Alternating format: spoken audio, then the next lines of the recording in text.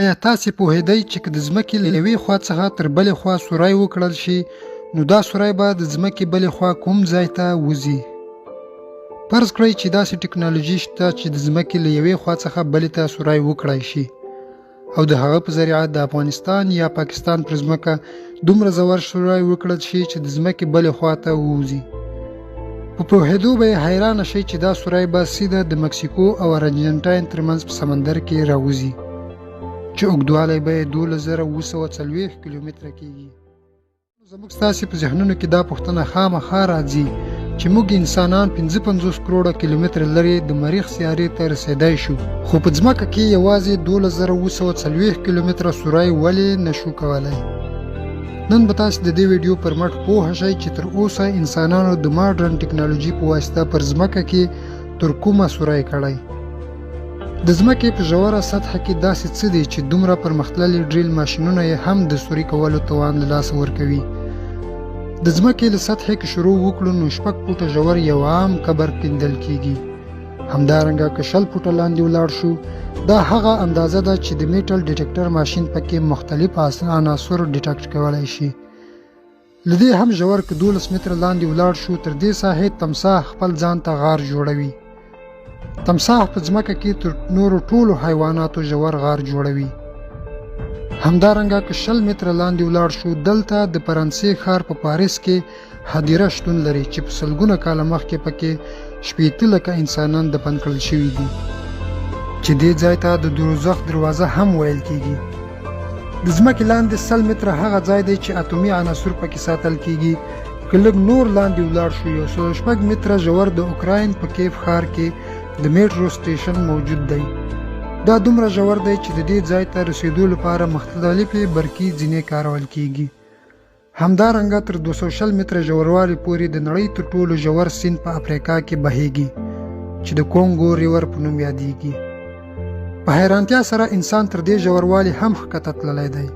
265 متره لاندې د نړۍ تر ټولو ژور تونل جوړ شوی. دا تونل په جاپان کې جوړ شوی چې د سی کینګ تونل په نوم یادیږي. 1000 فوټه یعنی 340 متره لاندې که په ځمکه کې یو څوک پټ هم شي خو بیا هم د اتومي میزایل څخه ځان نشي ژغورلی. B-2 اتومي میزایل دا داسې میزایل دی چې په چاودلو سره د ځمکې په 1000 فوټه لاندنۍ برخه کې هم دروند اغیز کولی شي. تر دې هم لاندې په ځمکه کې د انسان پر لاس کیندل شوی کان 969 متره ژور دی چې د بینګم کوپر ماین په نوم یادیږي. دا دومره ژور دی چې د نړۍ تر ټولو لوړه ودانۍ برج خلیفه هم په بشپړه توګه ځایولی شي. د نړۍ تر ټولو ژور غار تر دې هم لاندې دی. 2200 متره ژور دا غار په جورجیا کې دی، خو د حیرانتیا خبره دا ده چې انسان تر دې هم په ځمکه کې ژور تللی. 3119 متره ژور کان چې په افریقا کې کیندل شوی چې د موب خوت سونګ ماین شفت په نوم یادیږي چې د دې کان تل ته د ښکته کېدو لپاره له برقي زینو څخه کار اخیستل کېږي. تر دې هم ښکته د نړۍ تر ټولو ژور د سرو زرو کان چې 4000 متره لاندې دی په افریقا کې شتون لري چې پر کان کیندونکو د کان تل ته د رسیدو لپاره پوره 1 ساعت وخت تیریږي.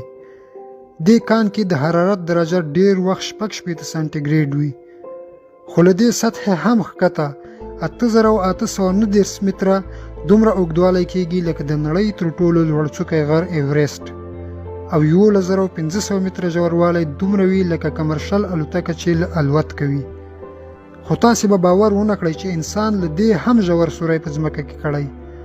12222 متره ژور د کولا سوپر ډیپ هول په نوم چې له څه باندې 12 کیلومتره اوږدوالي سره سمون خوري دا سوری روسیانو ژور کړی چې هدف یې د ځمکې تر منځنۍ برخې پورې سوری کول و. خو د 9 کلونو مسلسل کار په جریان کې په ځمکه کې یوه برخه داسې راغله چې د حرارت درجه یې 180 سانتیګریډ وه چې د زیاتې تودوخې له امله پکې د ډریل ماشین ښکته کېدو هیڅ امکان نه و. خو په حیرانتیا سره انسان په خپل لاس جوړ کړی ریکارډ هم مات کړ. په 2008 کال کې د قطر یوې د تیلو استخراج شرکت په 12209 متره ژوروالی سره د نړۍ ټول ریکارډونه مات کړل. دا دی الشاهین د تیلو شرکت. دا هغه شرکت دی چې په ځمکه کې د نړۍ تر ټولو ژور سوری کړی.